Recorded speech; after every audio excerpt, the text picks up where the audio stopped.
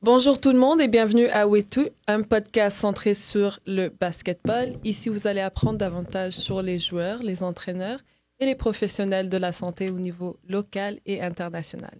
Je suis votre animatrice Jazz Flo et je suis avec mon co-animateur Chris yes. Yeah. Et notre invité spécial, Philos. Bonjour Philos. Bonjour. Comment vas-tu, frère? Ça va très bien. Franchement, on est super content de te recevoir dans ce podcast. Pourquoi toi? Parce que tu fais partie de la communauté de basket, spécialement, je veux dire spécifiquement à Montréal et à tout le Québec. La dernière fois que j'ai vérifié, les gens te connaissent.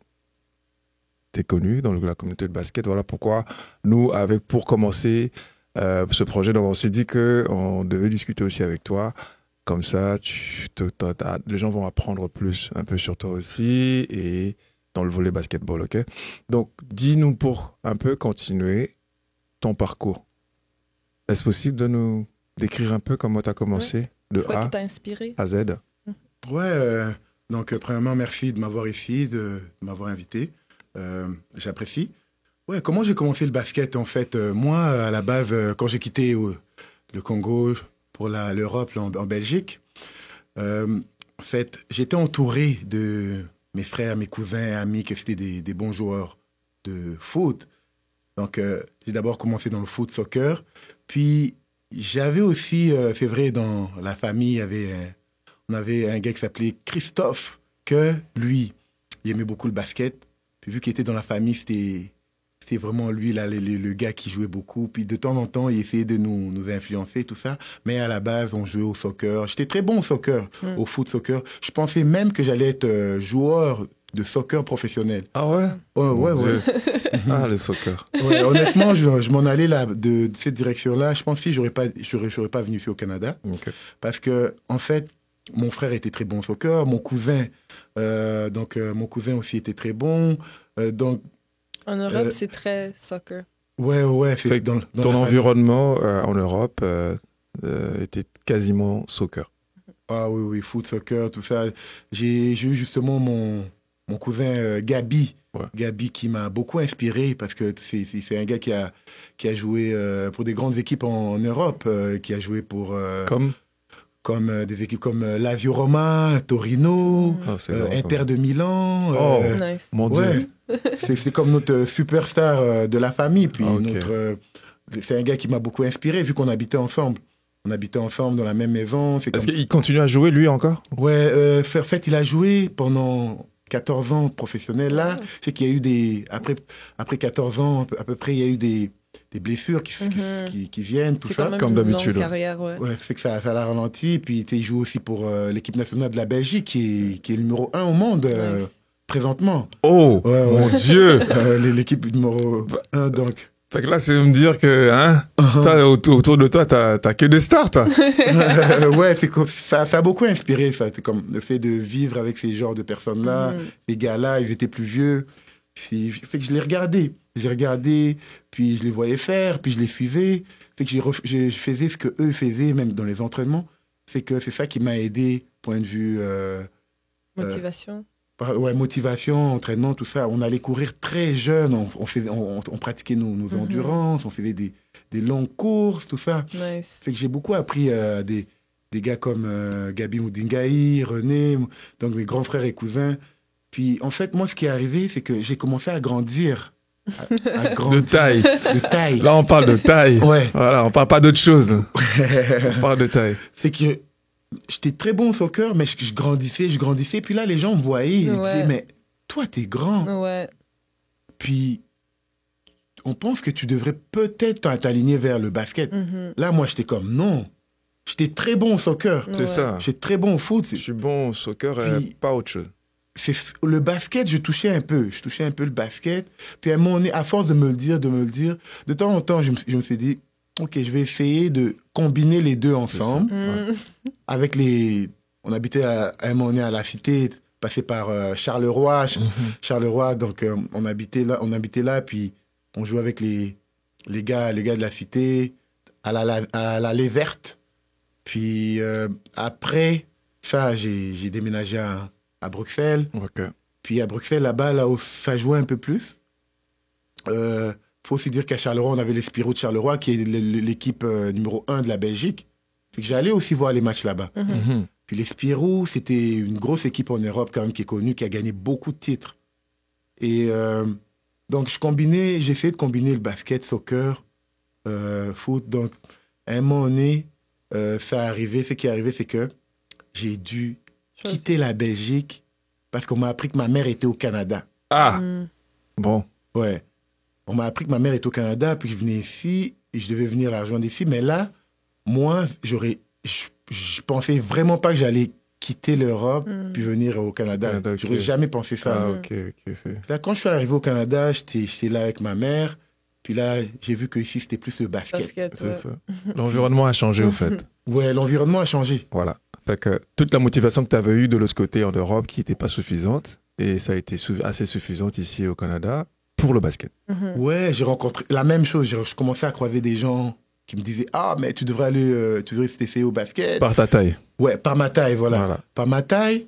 Mais il faut aussi dire que je combinais quand même un peu en Belgique, en Europe. Je jouais un peu au basket, plus au soccer, mais je jouais quand même de temps en temps. Justement, il y avait aussi dans la famille mon cousin qui s'appelait José. José, lui, il aimait le basket. On habitait tous ensemble. C'est ça. José aimait le basket, Gabi, c'était le soccer. C'était notre superstar de la famille. Exactement. Puis, fait que je combinais les deux, tout ça. Mais à un moment donné, rendu ici, j'ai rencontré un de mes très bons amis, Fabien Fazo, que lui aussi m'a croisé dans la rue. Ouais. Big dédicace à Fabien Fazo, je signale. Franchement, c'est une personne que je connais personnellement. Big dédicace à toi. Ouais, Fazo, il m'a croisé genre, quand je venais d'arriver, puis il m'a dit hey, mais tu devrais venir avec moi, t'essayer dans des tryouts de basket, les espoirs du Québec, tout ça. Puis c'est un gars il m'a poussé, c'est un gars qui croyait en moi, c'est un gars qui a vraiment un bon gars. Puis, C'était comment ton premier tryout? Mon premier tryout, c'était un peu stressant parce que je venais d'arriver, tout ça. C'est voir beaucoup de gens, beaucoup de jeunes. C'était un peu stressant parce que je ne savais pas si j'allais être pris non plus. Je ne savais pas, mais vu que j'avais quand même une mentalité de sportive. Et tu avais cet esprit compétitif aussi en toi. Exactement. C'est ça. Ça s'est bien passé. J'ai été choisi, là. Nice. Je me rappelle le coach Boutin, tout ça. J'ai été choisi. Puis là, en même temps, c'est là que j'ai commencé à rentrer dans l'environnement de basket. Mais tu as un nom, par exemple, tu vois, comme on est dans un podcast comme ça, on aimerait que tu cites peut-être le nom, les gens qui t'ont reçu dans la communauté de basket. Est-ce que tu as un nom un coach, je sais pas, qui t'a encadré dans ce sens-là, c'était qui? Tu as un nom spécifique à la personne qui t'a encadré, qui peut se reconnaître en regardant ce podcast, qui te regarde aujourd'hui?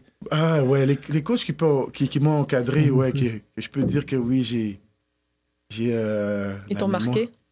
Et qui t'ont encadré. C'est-à-dire que dans ton parcours, quand tu parles là, les gens qui t'ont reçu ici au Canada, tu te rappelles d'eux? Est-ce que tu as un nom que tu peux citer aujourd'hui que les gens connaissent?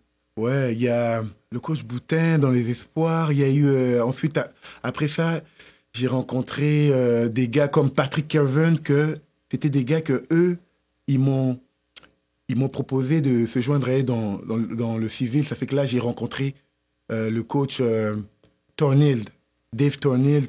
On était midget. Dave Tornild, c'était des coachs qui m'ont mis vraiment à l'aise, qui m'a beaucoup poussé. Il y a des coachs que tu te sens vraiment à l'aise, tu te rappelles de eux. Donc, il y a eu Dave Tornild. Ensuite, j'ai eu Daniel Grimard, qui est le président de la fédération. J'ai eu la chance d'avoir Daniel Grimard comme coach qui m'a encadré, qui était un gars que je reconnais beaucoup, qui a fait le plus de choses possibles pour m'aider. Donc après avoir passé par Dave Tornild dans Downtown Community à NDG, là, j'ai Daniel Grimard qui m'a recruté pour le CEPEC, le Centre provincial d'excellence du Québec. Nice. Donc, le CEPEC, je pense qu'avec Daniel Grimard, c'est pour ça que je dois beaucoup vraiment être reconnaissant avec ça, c'est que c'est un programme qu'ils nous prenaient vraiment le matin, on commençait l'école, on finissait l'école vers midi, puis on avait du basket à chaque jour l'après-midi. C'est vraiment un centre d'excellence.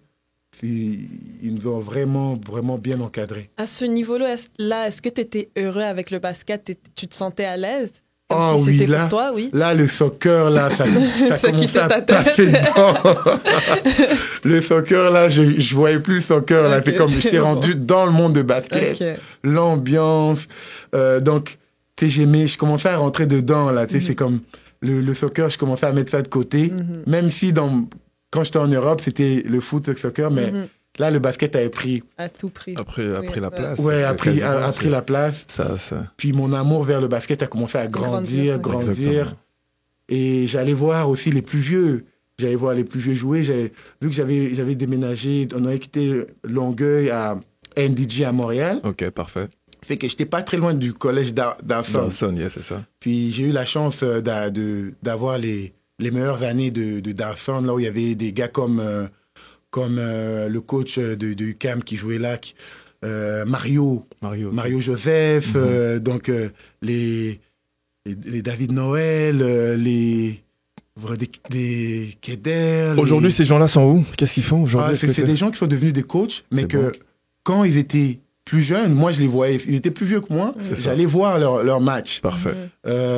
Donc je les voyais jouer contre des gars comme Wiki Wolfi au collège Montmorency. C'était des gars qui m'inspiraient aussi. Là. Wiki Wolfi, c'est un gars que j'aime bien son énergie, c'est un gars qui est battant, qui a un caractère fort, puis tout ça. Donc Dawson, vu que c'était pas loin, genre j'allais souvent voir les matchs là-bas, puis on avait aussi la chance, on était plus jeunes, on pratiquait là-bas. L'ambiance était bonne, puis c'est ça. Donc après avoir eu cette chance-là de rentrer dans CEPEX, le Centre provincial d'excellence du Québec, on nous a beaucoup entraîné, pratiqué, tout ça avec Daniel Grimard, tout ça. Ça avait l'air à quoi tes journées? Oh, mes journées, c'était vraiment... Je me réveillais vers 6 heures du matin, matin. Puis, je vais prendre mon autobus, prendre 2 autobus, 2 métros pour me rendre à Laval, vu que je vais quitter NDG jusqu'à Laval.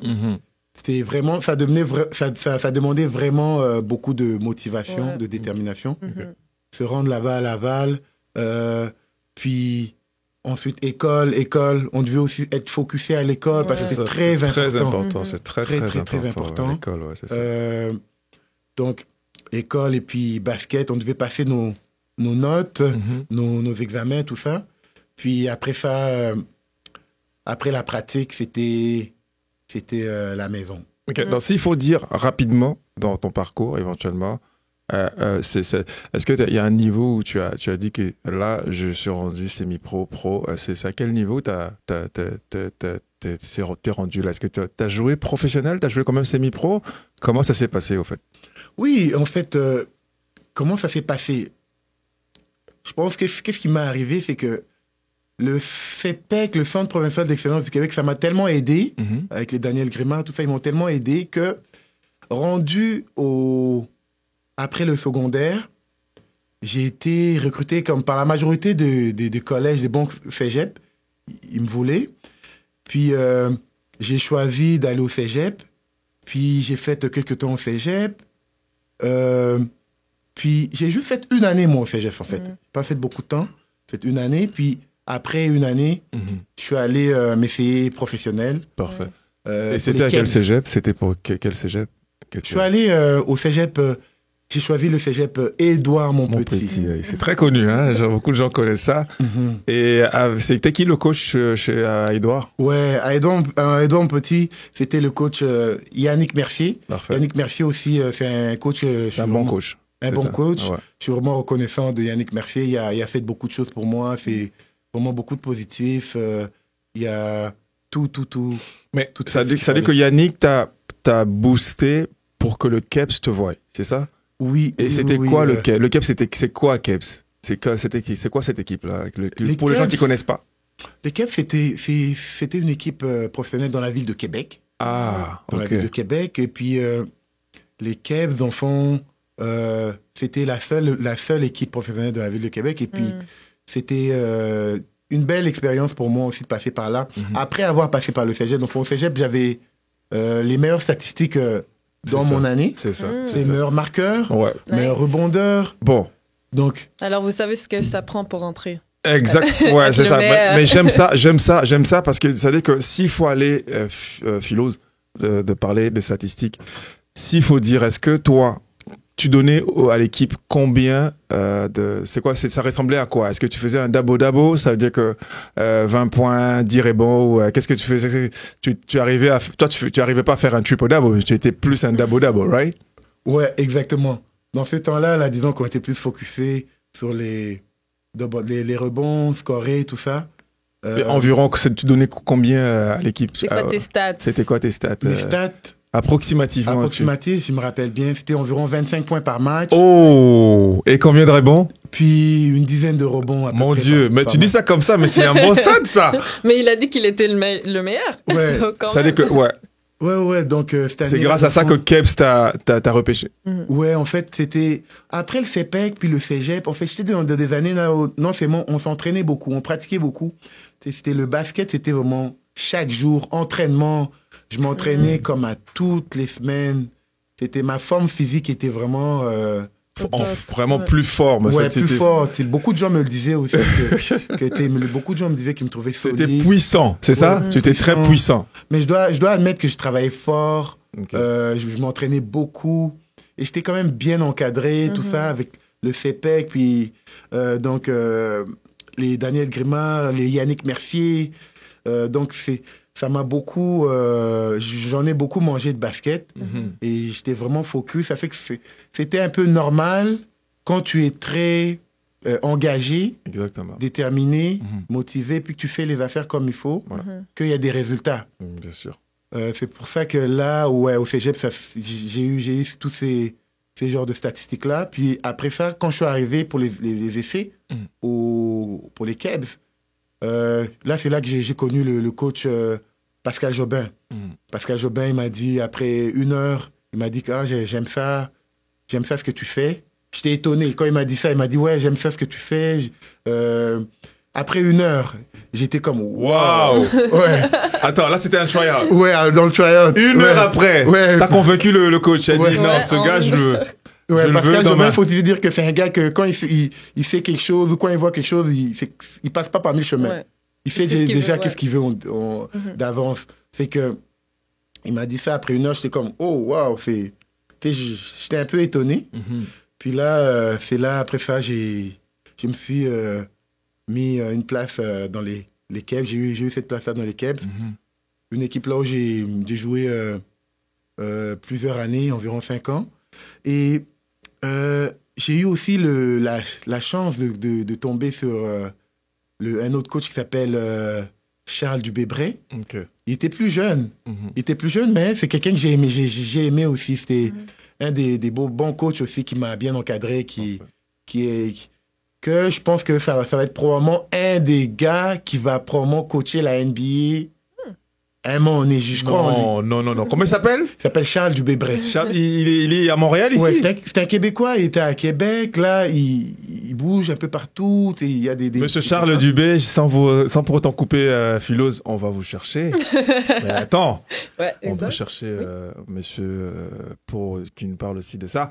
Mais ça veut dire que tu trouves que c'est un coach qui a beaucoup de potentiel. Ah oui, Charles Dubébret, c'est un gars que je pense que c'est le coach que je vois qui a le plus de potentiel pour coacher une équipe NBA à un moment donné, là. Ça dit que le prochain équipe, il paraît-il, Montréal prépare une équipe professionnelle. T'es au courant de ça? Ouais. Ouais. Ça se peut qu'il pourrait être dans les listes ou tu penses qu'il y a déjà une décision pour aller en NBA? Est-ce que tu penses? Ben, en fait, là, Charles, il est déjà, je sais qu'il coach déjà dans la même ligue, il est déjà pour Ottawa, l'équipe d'Ottawa. Ah, ok. Ouais. Bon. Fait que ça va dépendre de lui, mais Mais le C'est- potentiel est là. ouais, le potentiel est là, oui. Il a, parce que c'est un gars il est bon, non seulement il est bon dans le coaching, mais il est bon psychologiquement. Il sait comment aller chercher les gars, comment encadrer les gars. C'est vraiment un gars, parce qu'il y a des coachs qui sont bons dans une chose, mais Il va chercher les vrais résultats dans un joueur. C'est ça. C'est ça. il va vraiment chercher un peu de tout. C'est ça que j'aime en lui, parce que j'aime beaucoup la versatilité, en fait. C'est ça. Puis tout ça, ouais. Ouais, ouais. Et c'était quoi ton mental? C'est quoi parce que tu as travaillé très fort pour arriver à faire tout ça. Mais tu pensais à quoi? C'était quoi ton but? Les goals, c'était quoi le goal avec cette course Quand tu de t'entraînais, basket? quand tu te levais C'est-à-dire tôt. que là, tu es au Kebs. Uh-huh. Fait que ça avance bien Mhm. avec ce coach-là. Fait que tu avais le goal de rester là seulement ou bien tu avais des goals pour aller plus loin? Qu'est-ce qui est arrivé? Raconte-nous le scénario. Moi, en fait, je vais vous dire, honnêtement, d'après mon entourage, c'est tout ça, mais les influences que j'ai, les personnes qui m'ont vraiment inspiré, comme mon cousin Gabi, tout ça, moi, je visais la NBA. Straight up.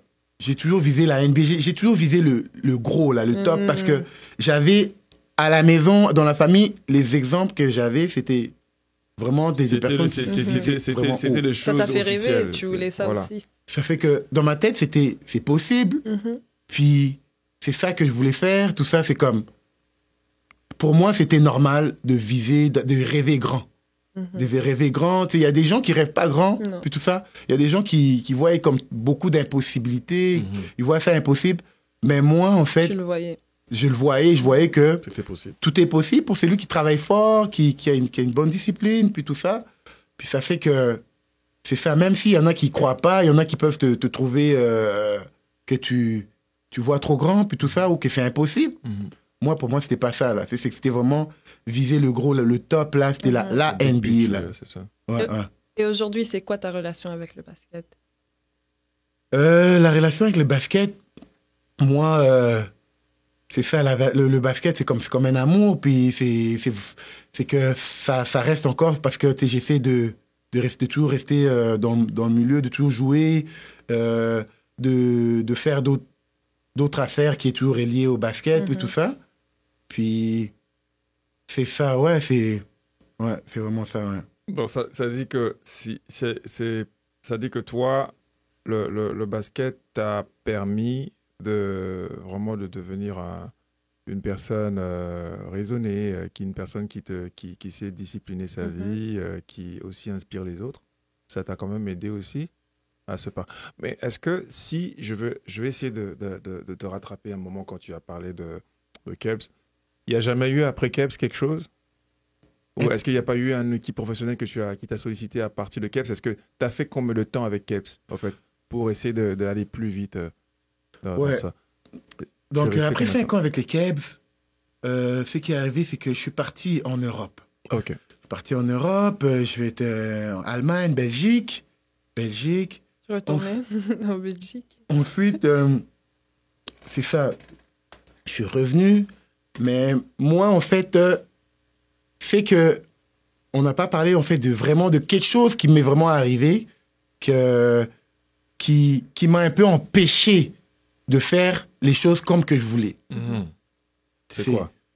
Ce qui m'a vraiment empêché, moi, le plus gros obstacle pour moi, je veux dire, là, de ce qui m'est arrivé, le pire chose qui m'avoir arrivé. Que les autres, on peut pas. Ouais,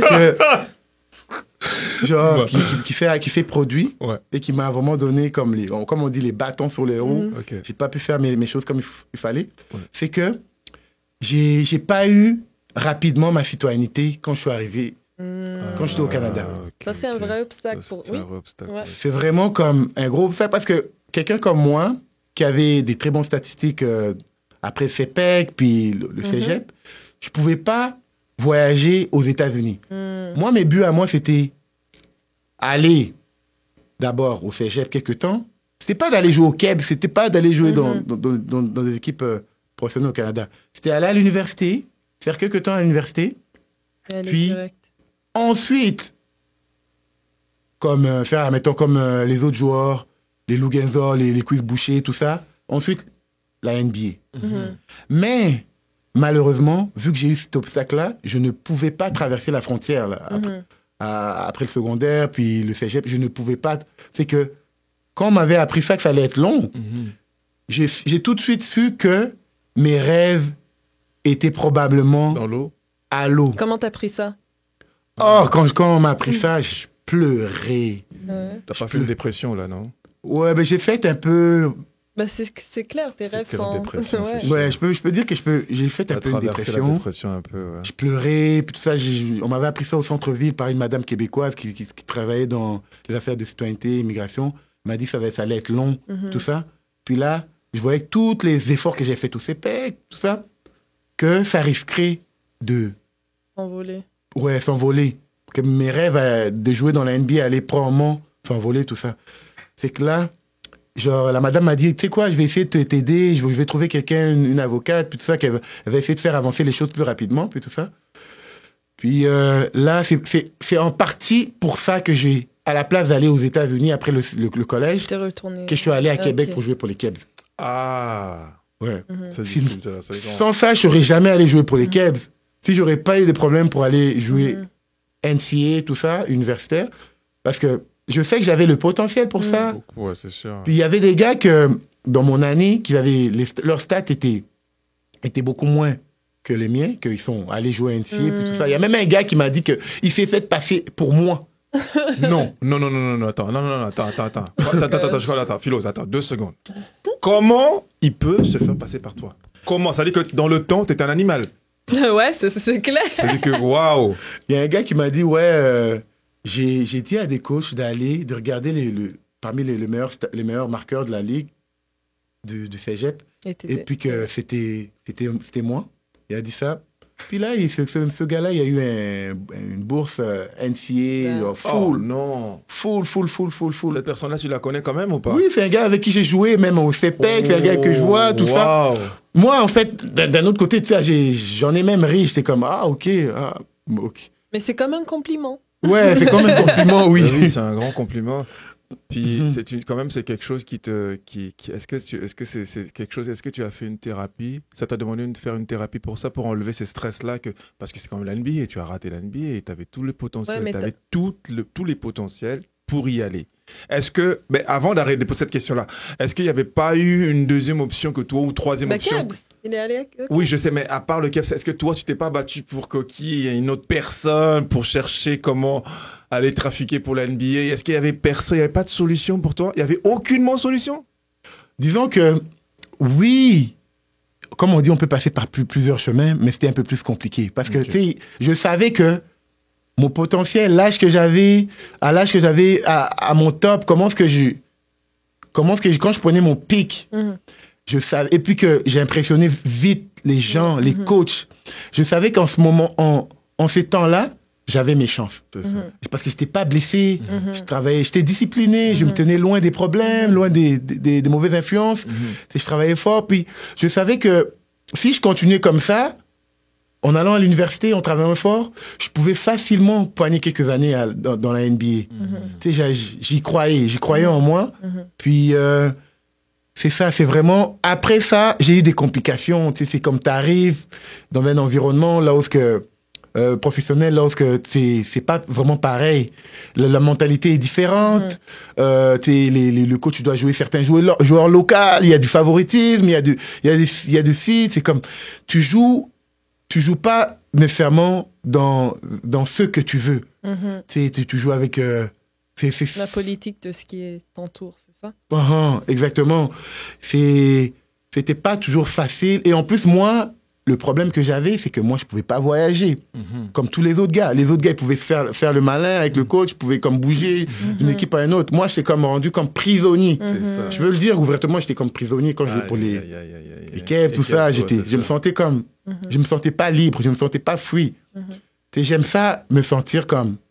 Oui, je fais ce que je veux, je fais ce qu'il faut, je peux bouger là, je peux faire ça. Puis, si je pouvais voyager avant, j'allais pouvoir probablement passer par une université américaine et puis pouvoir faire mon chemin comme que j'avais planifié. Puis là, ça a comme un peu joué un peu avec mon développement puis tout ça. Mais j'ai quand même eu la chance à un moment donné d'avoir un visa pour commencer à voyager. Puis c'est pour ça que j'avais eu la chance d'aller en Europe. Puis à l'Europe aussi, vu que quand tu es résident permanent, tu as des visas, tout ça, il faut qu'à un certain temps, il faut que tu reviennes. Puis là, moi, j'étais comme, après plusieurs années, j'étais comme tanné de toutes ces affaires-là, de aller refaire son visa, tout ça. J'en avais marre. Je me suis dit, bon, je ne veux pas rester en Europe, je vais retourner au Canada. Au pire, je vais retourner pour jouer pour les équipes au Canada. C'est pour ça que je suis retourné jouer pour les Cavs. Après ça, il y a eu les Jazz de Montréal.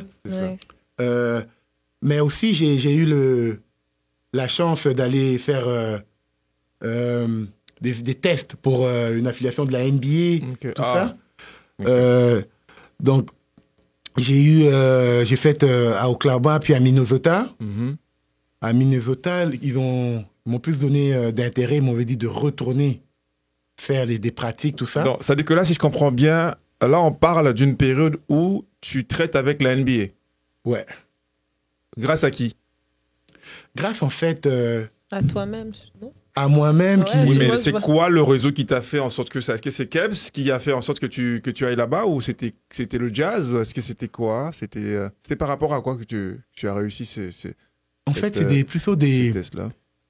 coachs et puis des agents qui m'ont dit, bon, va falloir que tu te présentes. Mhm. Tu te présentes à tel endroit, Mhm. puis là, il va y avoir des Un tryouts. Exactement, c'est ça. C'est vraiment les agents qui géraient ça, là. Ok. C'est que j'avais eu la chance, après avoir fait des tryouts aux États-Unis, des entraînements, tout ça, je me rappelle, on était beaucoup. Puis j'ai eu la chance après d'avoir une équipe comme Minnesota qui m'avait dit de revenir. De revenir, ouais. Mais malheureusement, j'ai pas été chanceux C'était quoi? Pourquoi? parce que c'était l'année là où il y avait la grève de la NBA. Le lockout. Ouais, Ça aussi, c'est comme le ça lockout. ça jouait quelque chose. C'est que quand je suis allé là-bas, j'ai fait ces essais-là. Ils m'ont dit, oui, tu peux revenir, tu vas faire d'autres entraînements ici, tout ça, Mhm. avec cette affiliation-là.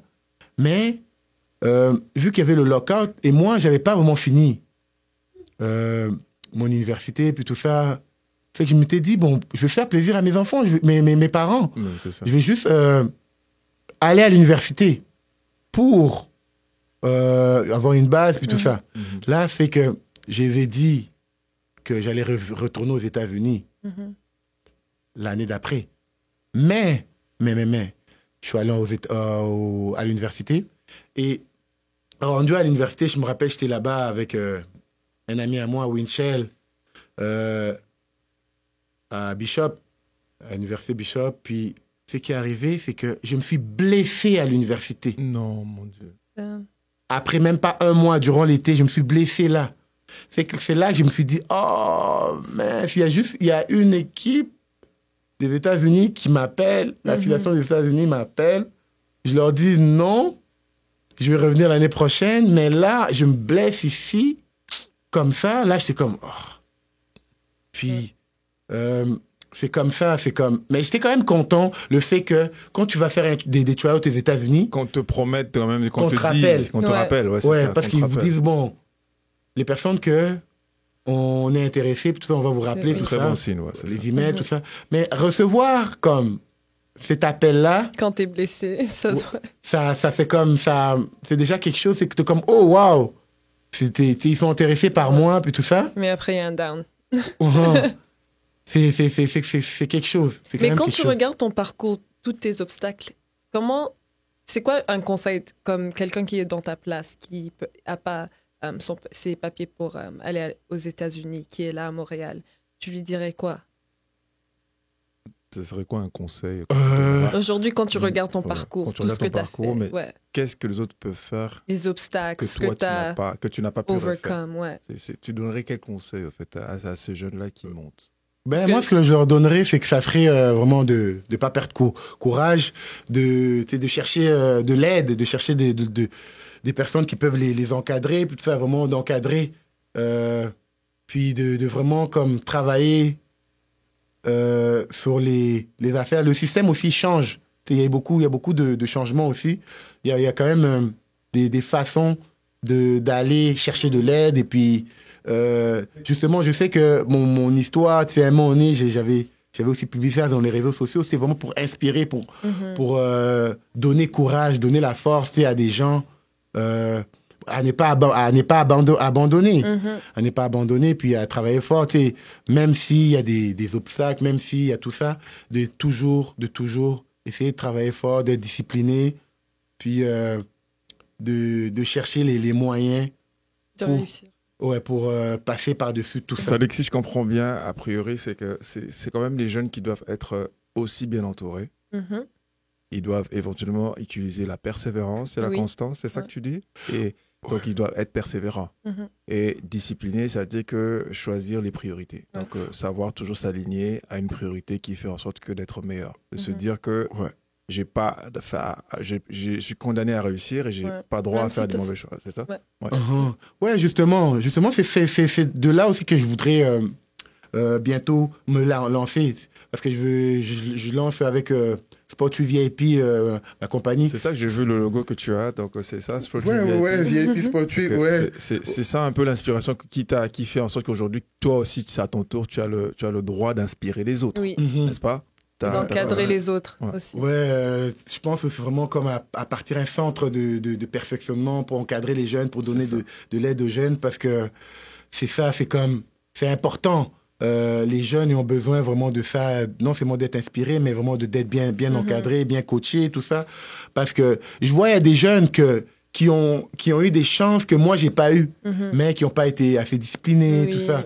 Tu sais, j'ai vu beaucoup de gars qui pouvaient qui n'ont pas eu le blocage que j'ai eu, qui pouvaient traverser la frontière, aller jouer universitaire, tout ça, mais ils ont pris ça à la légère. Pour moi, c'est comme... Quand je vois ça, c'est comme, je suis comme, wow, ce gars-là, il y avait tout ça, il y a eu tout ce que moi, j'ai pas eu, et puis... Il n'a pas vu la valeur. Il n'a pas vu la valeur, il a niaisé sur ça, c'est comme, pour moi, c'est comme, ils savent pas ce que certains n'ont pas. Certains n'ont pas parce que, pour moi, dans la vie, tout est possible. Ça fait que, avec ce que tu as, il y a moyen de faire des grandes choses. Puis c'est vrai qu'il y en a que, malheureusement, il y en a qui n'ont pas toutes les opportunités. Puis c'est pour ça que je voudrais vraiment me lancer dans le centre d'encadrement, d'entraînement, puis mentorat, puis tout ça, pour aider le plus possible des jeunes. Puis les accompagner, avec Sport8 VIP, ouais. Parfait. Donc sur Facebook, il y a Sport8 VIP, Instagram, VIP Sport8, donc c'est ça, c'est vraiment pour aider puis inspirer au maximum. La dernière fois que j'avais vu aussi, que j'avais entendu parler de ton affaire Sport8 VIP, et tu organises aussi les voyages spéciaux pour aller voir les matchs NBA, c'est ça? Sport8 aussi? Oui. Pardon? Donc, la dernière fois que j'ai vraiment observé ton affaire, c'est que j'ai vu que toi, tu permettais aux gens d'aller voir les matchs NBA? Oui. C'est dû à quoi? Est-ce que tu peux nous expliquer pourquoi tu as décidé que tu peux amener au fur et à mesure les gens à aller voir les matchs NBA? Comment c'est arrivé, ou c'est quoi que tu as comme opportunité avec ça? Ouais, en fait, avec Sport8 VIP, pourquoi j'ai créé ça, pourquoi j'ai fait ça, c'était vraiment pour rendre les choses possibles et accessibles. Moi, qui a eu certains barrages dans la vie, tout ça, je me suis dit... Tout est possible, même si on n'a pas d'équipe NBA ici à Montréal, il y a moyen de se déplacer, s'organiser, aller chercher des façons pour que les gens voient que c'est difficile ou que c'est impossible, que c'est faisable. Donc, aller, mettons, à Toronto, à New York, à Miami, à Los Angeles, voir des matchs. Puis, le gros, ce que les gens aiment, c'est rencontrer les joueurs, prendre des photos de souvenirs, puis tout ça. Puis ça peut inspirer. Ça peut inspirer les gens, et puis ça peut leur dire aussi que tout est possible, qu'eux aussi peuvent être là, eux aussi peuvent faire la NBA. Parce que pour moi, quand je voyais les gars de la NBA, je me dis comme, oui, j'aurais pu être là, j'aurais pu être à leur place, j'aurais pu faire ça, et tout ça. C'est comme j'essaie de transmettre ça aussi aux autres personnes, en les rendant ça comme accessible, et puis en les motivant, et... en faisant ça avec les gens de Montréal, de Québec, pour vraiment rendre ça le plus possible. Parfait, mais dis-moi, Philos, pour regarder ça plus clairement, que les gens comprennent ce qu'on est en train de dire, c'est que qu'est-ce qui t'a motivé, normalement, ça veut dire qu'il y a des choses qui t'ont motivé pour organiser ces trips-là, par exemple, ces voyages-là. Est-ce que tu as des connaissances en NBA? Est-ce que tu as des amis? Ou est-ce que c'est seulement ton amour pour le basket? Est-ce que c'est seulement ton amour pour le basket, ou tu as des avantages aujourd'hui qui font en sorte que, hey, you know what, je vous emmène, venez avec moi?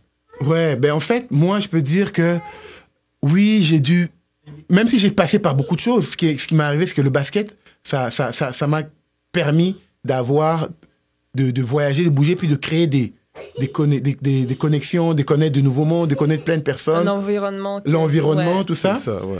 Et puis, plus je bougeais, plus je voyageais, plus je faisais des choses, plus je créais des liens, plus je découvrais des gens, puis j'ai eu la chance de connaître des gens comme vraiment incroyables, des bonnes personnes, des gens qui m'ont donné de la force aussi, des gens qui m'ont donné de la force.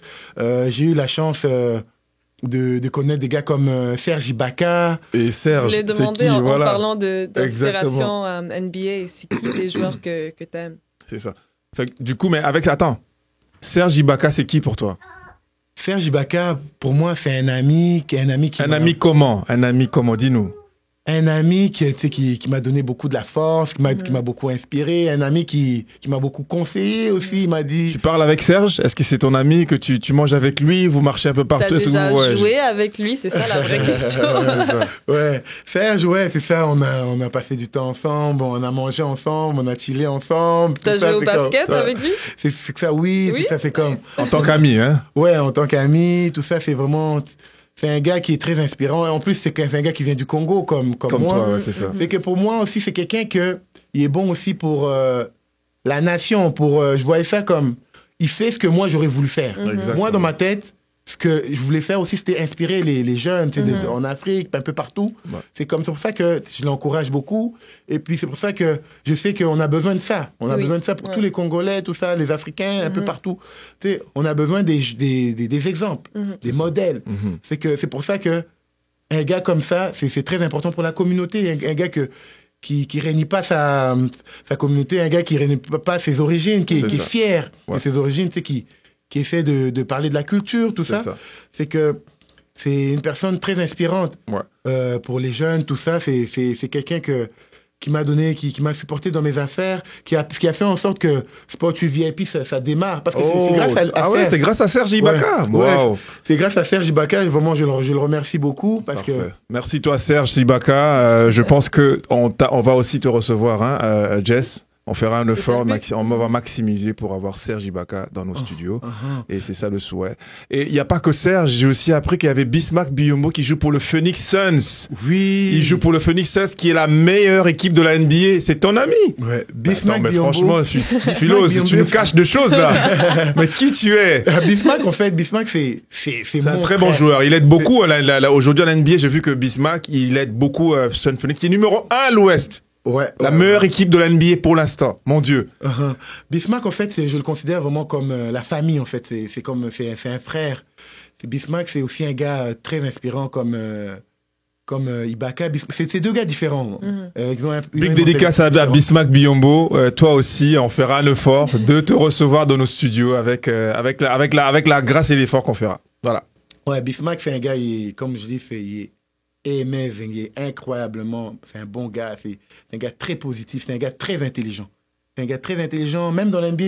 C'est pas un gars qui en fait trop, il essaie jamais d'en faire trop, mais ce qui m'inspire en lui, c'est que je le trouve vraiment intelligent, il fait ce qu'il a à faire. Il a fait un smart move que moi je vais essayer de dire aujourd'hui, et je trouve qu'il est même super intelligent de produire ce garçon qui est aujourd'hui au Golden State. Il joue pour le Golden State, le nouveau Kuminga. Comment il s'appelle, Kuminga? Oui, Kuminga. Kuminga. Je savais pas que c'était Bismack qui a donné un coup de pouce à eux. C'est Bismack qui encadrait ces jeunes-là. Ouais, Bismack, en fait, Bismack a fait quelque chose de gros. Il a beaucoup investi au Congo. Il a beaucoup investi, il a créé des écoles, il a créé des terrains de basket, il y a des édifices, tout ça. Ce qui est arrivé, c'est que une ville comme Goma, là où il y a Kuminga, tout ça, c'est une ville là où c'était un peu un côté dur après c'était passé dans les frontières, tout ça, avec le Rwanda, tout ça. Ouais. C'était un côté un peu dur, il y avait beaucoup de misère là-bas. Fait que Bismack a beaucoup investi, non seulement partout au Congo, mais il a beaucoup investi à Goma. Ouais.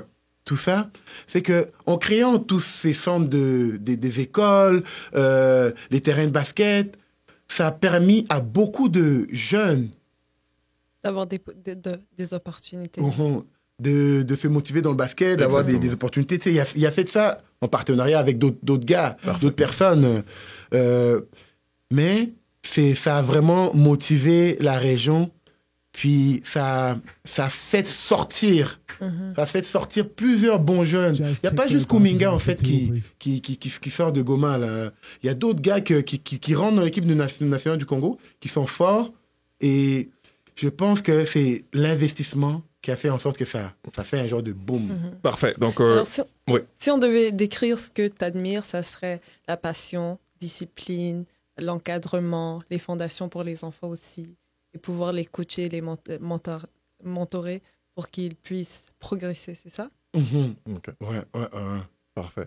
Puis, regarde, franchement, moi, je pense qu'on a quand même fait le tour de tout ça. Local, fait que du coup, ton parcours qui était vraiment c'est intéressant. un beau parcours, philo, c'est un très beau parcours. Plein d'obstacles, mais quand même le mental. Tu as gardé la tête haute, Ouais. et jusque-là, tu vois, tu ressors Sport Trip VIP. Alors, dis-nous, ça dit que là, toi, est-ce que tu aimes, est-ce que tu as un style vestimentaire ou comme on dit ici le swag, est-ce que toi t'es un homme stylé, est-ce que t'aimes bien, comment tu t'y prends pour t'habiller, est-ce que tu es une personne simple, est-ce que tu es une personne qui, tu vois, le basket, il y a beaucoup de choses, hein, on adore la musique, on adore le style, on adore un peu, c'est quoi, tu dis quoi, tu dirais quoi au fait avec ça? Ouais, moi en fait je suis un gars assez versatile, j'aime beaucoup la versatilité, fait que je peux être sportif, je peux m'habiller sportif une journée, mais je peux aussi changer, je peux aller classe, J'aime vraiment beaucoup changer, j'ai pas peur de couleur, je peux varier, vraiment, ça dépend, ouais. Le Congolais, hein. Ouais, j'ai mon côté congolais, oui, c'est ça, c'est comme la sapologie, tout ça. Ouais. Mais je suis quelqu'un que... Ouais, le basket te permet de garder un style cool, casual, un peu comme si tu aimes bien être simple, c'est ça? Ouais, je suis quand même quelqu'un d'assez simple. Je ne cours pas vraiment dans les marques, tout ça, à flasher, trop flasher comme Gucci, tout ça, que les grosses marques, tout ça. Tout ce qui est beau, tout ce qui peut matcher, qui me fait bien, que ça fit bien, puis tout ça. Je vais aller avec ça. Puis... Ouais. Je suis vraiment quelqu'un qui aime beaucoup la versatilité. Ouais. Et la musique, est-ce que tu aimes la musique? Quel genre de musique tu écoutes, Philose? Moi, je peux dire que j'aime toutes sortes de musique. Je suis... Tout ce qui est bon. Tout ce qui est bon, oui, je peux écouter, je peux basculer du hip-hop, je peux écouter du zouk, du compas, je peux écouter bachata, je peux vraiment tout ce qui est bon, les bons hits, les bons sons, ça peut être rap français, je peux le rock'n'roll? Rock'n'roll, si c'est bon, ouais, des hits qui sont bons, ouais. Eh ben... Ouais, techno, tout ça. Avant mes matchs de cégep, à un moment donné, je mettais il y avait du techno, tout ça. Je faisais les JO DJ, là, tu vas mettre ça, tu vas mettre du hip-hop. Ça te réveillait, c'est ça, ok. Je suis vraiment quelqu'un que tout ce qui est bon, je suis pas difficile, tu sais. Je peux m'ajuster. Je m'ajuste à quelqu'un qui sait toujours ajuster à chaque environnement, tout ça. Ouais. J'aime aussi la musique congolaise aussi.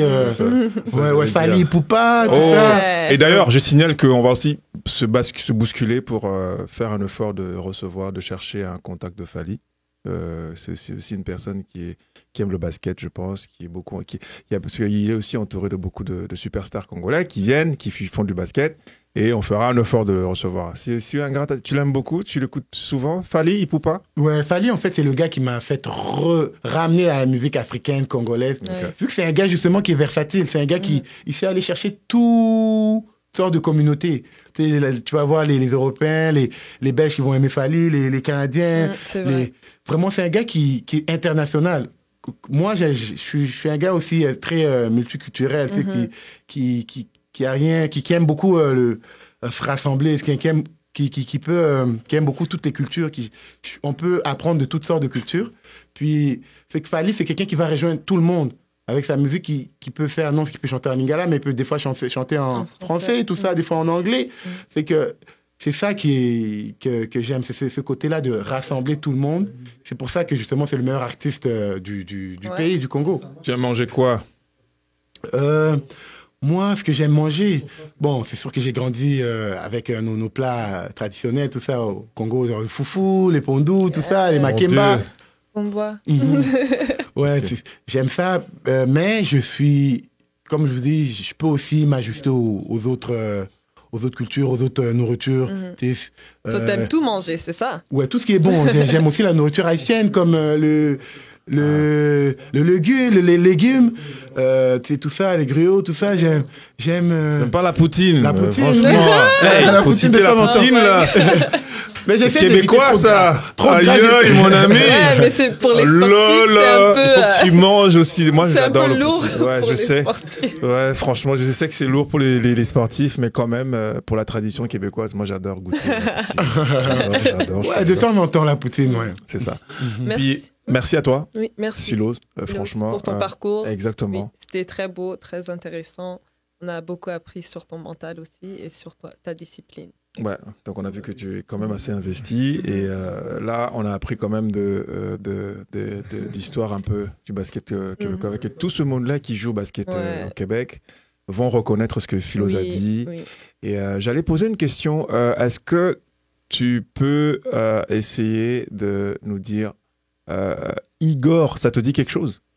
Oui, Igor, oui. Igor, c'est un gars que, justement, j'ai joué avec Igor au cégep, et donc Il sera notre prochain invité, par exemple. Ouais. Mhm. Igor, c'est quand même une personne qui a encadré aussi Chris Boucher, n'est-ce pas?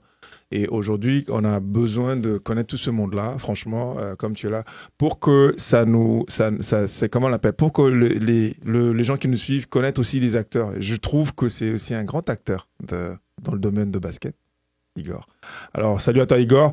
Et merci à toi, Philos. Franchement, on va mettre fin à ce numéro. Mais pour finir, on va une rafale de questions. Exactement. Rafale de questions. Ouais. 8 minutes. Pardon? 8 minutes pour une rafale de questions. Vas-y. Random. Lance. Ah, ok. Donc, attends. Il y a ce que ouais. Excuse-moi, Philos. On a une question pour toi. Est-ce que toi, en tant que basketteur, ok, t'as une vie de nuit? Ouais. Est-ce que ça t'arrive de sortir? Oui. Se faire, je sais pas moi, aller clubber avec tes amis, après aller au basket? Est-ce que toi, tu es une personne quand même qui vit ce genre de vie-là? Ou est-ce que c'est que je sais que pour tous les basketteurs, quand même, c'est festif, hein? Un tout petit peu. Hein? Voilà. Tu te caches? Si j'ai une vie de nuit, bon, moi, je dirais que je suis un gars qui sort pas vraiment souvent. Je suis quand même un gars qui est assez tranquille. Je sors rarement. Si j'ai à faire des activités, je peux aller au restaurant, tout ça. Restaurant, un endroit là où on peut peut-être écouter un peu de musique en même temps. Tout ça. Bon, je peux faire des activités de groupe en équipe pour la chimie, tout ça. Pour la chimie, ouais, des fois, ça peut m'arriver. Mais sinon... je serais plus du genre, admettons, on va, admettons, chez un ami, puis on regarde, admettons, un match, un combat de boxe, tout ça, puis ensemble, puis on mange ensemble. C'est vraiment dans ce sens-là. Ouais, j'aime pas trop non plus aller dans close connection. C'est ça. Ouais, plus. Ouais. Plus chilling à la maison et des chilling avec des amis. Exactement, style, ouais. hein. Tu préfères ça? Ouais, je préfère ça. Puis c'est rare que je sors, tout ça. J'aime pas trop bouger, nocturne. Plus voyager aussi pour le truc. Et dis-moi, est-ce que... on n'a même pas demandé. Tu mesures combien déjà, toi? Moi, je mesure 6 pieds 8 et demi. Ok, c'est grand ça. Ouais, 6 pieds 8 et demi, 6 pieds 9 avec les souliers au basket. Donc, c'est ça. Ouais, environ, ouais. Je pèse environ 280. Ouais. C'est quand même spectaculaire quand tu marches. Ouais.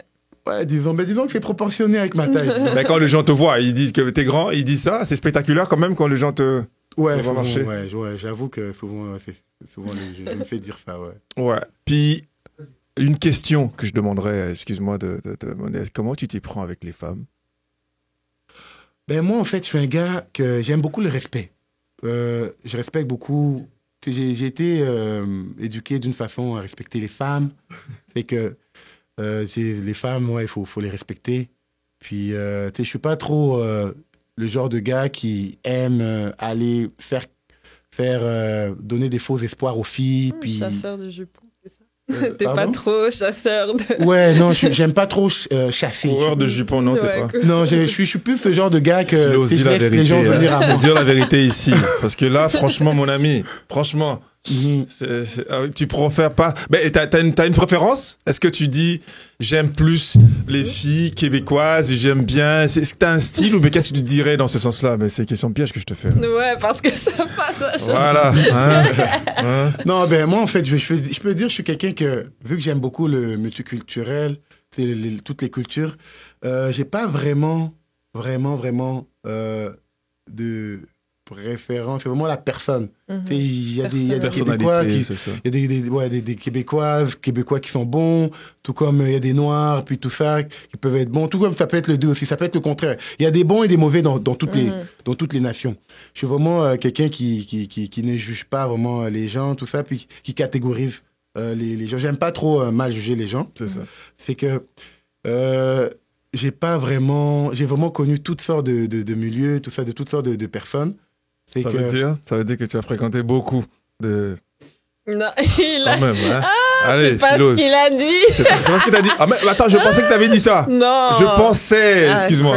Non, Ok. non, c'est vraiment, tu sais, j'aime ça, respecter les femmes, tout comme les hommes aussi, je les respecte. Tu sais, c'est vraiment réciproque. Tu sais. J'aime me faire respecter, puis j'aime aussi respecter les autres.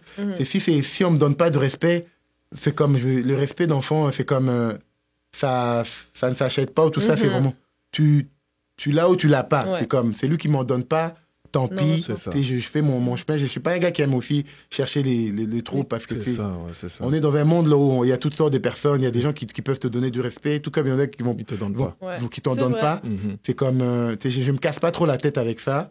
Et je sais que les gens bien éduqués et qui ont des bonnes bases, tu sais, ils marchent avec le respect, ils vont respecter les femmes, Ouais. ils vont respecter tout le monde, puis tout ça. Mais je suis pas du genre à vouloir faire juste craquer les filles comme ça, donner des faux espoirs. Mhm. Puis, T'es une personne loyale. Si tu t'engages avec une fille, tu es loyal, c'est ça? oui, exactement. Voilà. J'aime beaucoup être loyal.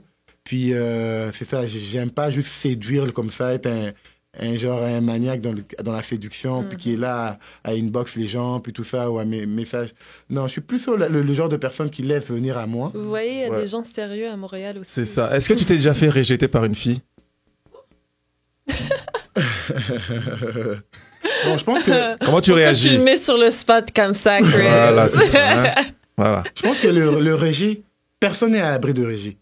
Ouais. Que tu sois Ça, c'est vrai. C'est une bonne un réponse. bel homme, un homme beau, un homme bien, tout Tout ça, ou ça, une belle rejeté, femme, ouais. tout ça, personne n'est à l'abri de C'est ça. vrai. là. Que tu sois une superstar, une top modèle, genre dans la vie, donc, comme on est tous exposés à ça. Ouais. Parce que des fois, tu peux jamais savoir. Parce que je Ouais, te qu'est-ce dis qui se ça passe? parce que je veux dire rapidement avant qu'on finisse. Et je veux dire ça parce qu'il y a des jeunes qui sont très sentimentales aussi, qui font le basket, qui montent, ok, qui font le sport par exemple. Je donne un exemple.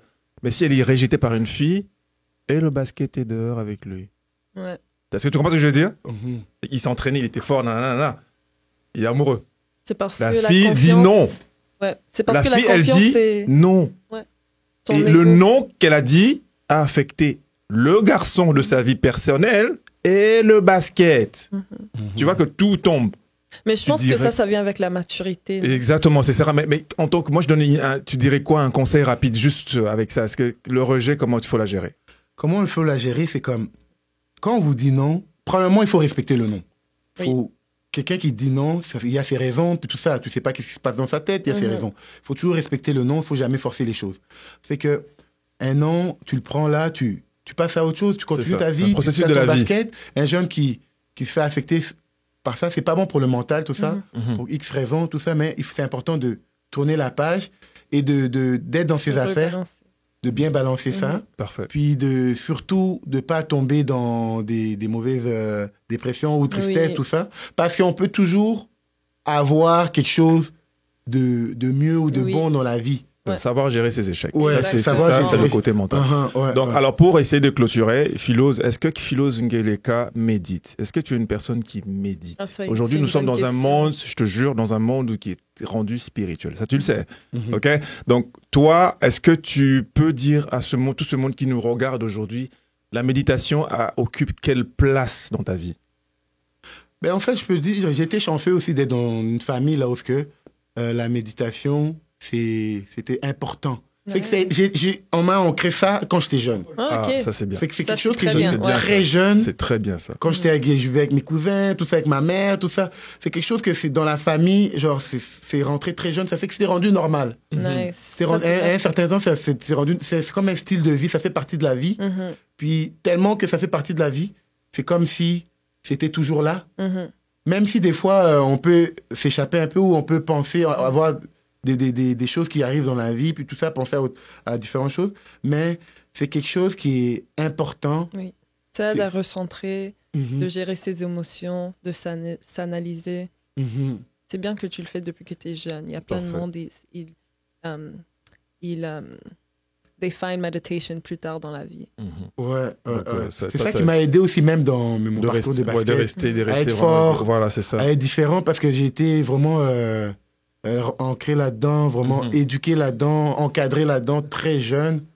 Fait que ça m'a aidé pour rester focus, Ouais. pour toujours méditer, faire mes prières, chercher la sagesse. Je suis Mhm, quelqu'un qui aime beaucoup la sagesse. Mhm. Tu sais, être bien discipliné, tout ça. C'est-à-dire que si je comprends bien la méditation, ça dit que ça donne un peu, ça te permet d'avoir la sagesse, l'intelligence. Ça fait partie de toi et ton Exactement. parcours dans la vie. Du coup, tu dirais que pour mot de la fin, à tous ces jeunes-là qui veulent aller plus loin, vraiment dans le sport, et tous ce monde-là qui veulent aussi faire du sport, de méditer. Ouais. C'est ça? Ouais, de méditer, tout ça. Je dirais que c'est très important, c'est comme de chercher le focus, la sagesse, de bien méditer, puis d'aller chercher de l'aide quand ils ont besoin. Mhm. Très important d'en parler. Parce que souvent, on a des fois des sujets tabous, puis tout ça, c'est pas très Et bon on veut pour pas en parler, oui. la communauté, les jeunes, quand ils ont personne pour parler de leurs problèmes. Ils s'enferment. Ils s'enferment. Quand ça s'enferme trop, c'est très mauvais parce qu'on Oui. peut pas trouver des solutions, tout Oui. ça. Fait que, d'aller chercher tous ces aides-là. Merci beaucoup, Philos. Merci beaucoup, franchement, Jess. Oui, merci beaucoup. C'était très intéressant. Moi, j'ai adoré ton parcours. Plein de conseils que tous les jeunes peuvent prendre et mettre dans leur vie right away. So, merci.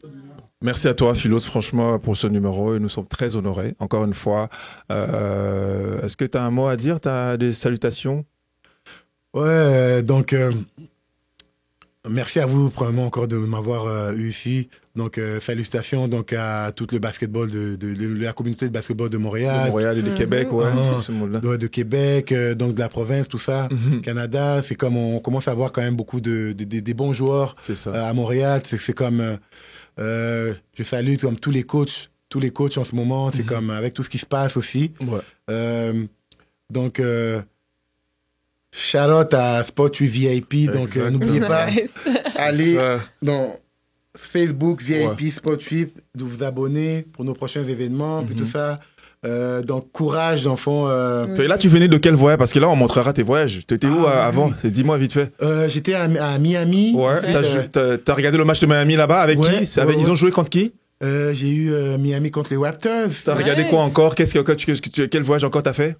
J'ai eu la chance aussi, un peu avant de voir Clippers Miami. Oh, Nice. ok. J'ai eu la chance de faire Phoenix. Phoenix, ça va? ouais. Là où joue Bismarck Biyombo Ouais. maintenant? Là où ce que Bismarck joue. Ils ont joué. J'ai eu la chance de voir Los Angeles. On est à Los Angeles Parfait. dernièrement. Ouais. Donc cette année. Puis on a vu les Memphis Grizzlies Ok. contre les Clippers, contre les Lakers. Ouais. Fait que là, t'as un calendrier qui continue pour les matchs. Ouais, Donc, on vous invite aux gens, franchement, contactez Sport 8 Philos, VIP. Philos est capable de vous emmener, aller voir les matchs de basket. Il faut spécifier quand Philos amène les gens, il permet à ces gens-là de faire des photos en direct avec les joueurs que lui connaît. Il vous permet soit Serge ou soit Bismarck, peu importe. D'autres Ils aussi. vont et on va vous prouver à travers ça ces photos qu'il a fait avec tout ce monde-là et des vidéos. Ok. Mais merci à toi, Philos. On va finir avec la tradition. La tradition, Et tout. tu dois prendre la balle et Oui. signer. Oui. Parce qu'on a 13 épisodes. Et le 13e épisode, on mettra le ballon aux enchères pour faire un cadeau à la Exactement. personne qui va gagner. Alors. Ok. Alors à toi.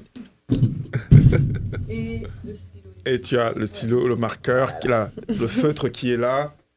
Ouais. On te permet, voilà, Philose. Et tu vas signer, parce que là, tu as Ali qui a signé, on a Vanessa qui a déjà signé, et aujourd'hui, c'est Philose Ngeleka qui fait sa signature. Après, tu pourras nous montrer ta signature. Juste ici.